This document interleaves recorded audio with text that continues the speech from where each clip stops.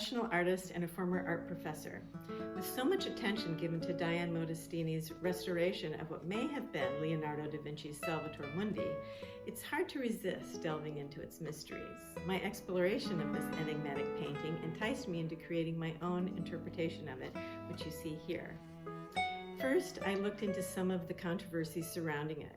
One of them has to do with the orb, the glass orb that we see in this portion of the painting.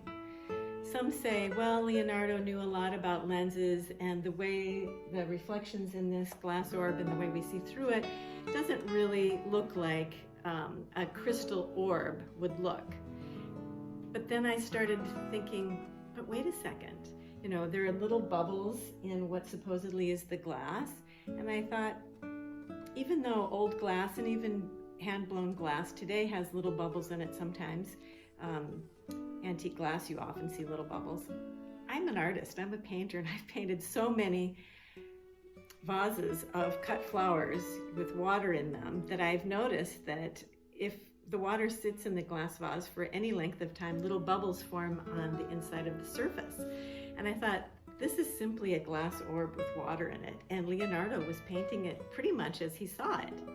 And of course, a glass vase with water in it would be much more easily obtained than a crystal orb. So artists are always making do. They're finding props that look kind of like the thing that they want to paint or represent, and then they make inventions or adjustments to make it look more like the real thing. So what I did is I happened to have a glass vase in my studio, and I filled it with water and I let it sit on the counter overnight. And if you look carefully, you can see that there are little bubbles forming on the inside of the glass that look a lot like the little bubbles that are in the painting considered to be Leonardo da Vinci's Salvator Mundi. And this is a photocopy of the painting before it was restored.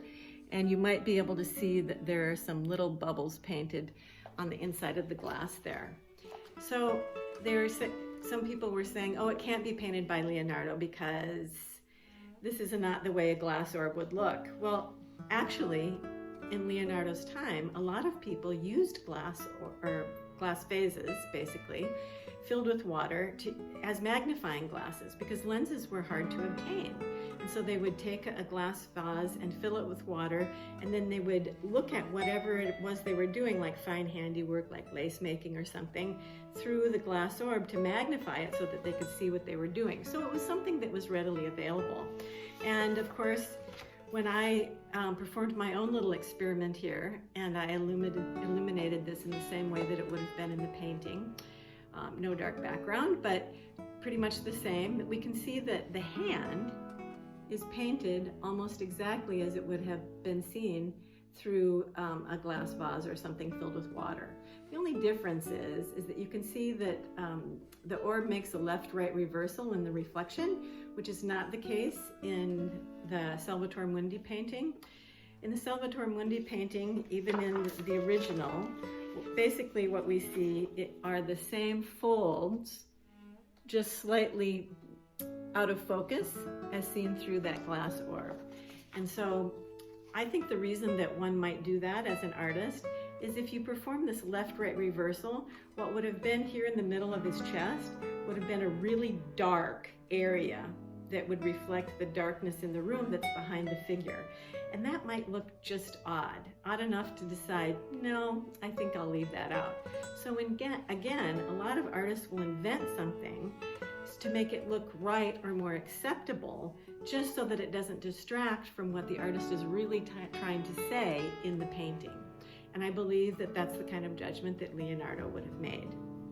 The other hand, raised in benediction, could be a Christogram, that is the name of Jesus Christ in Greek letters, I-C-X-C. So the I would be the thumb, the two C's here, and the two fingers here creating the X. But what's more important, I think, that makes me feel that this painting may have been painted by Leonardo da Vinci is the beauty with which this hand is painted.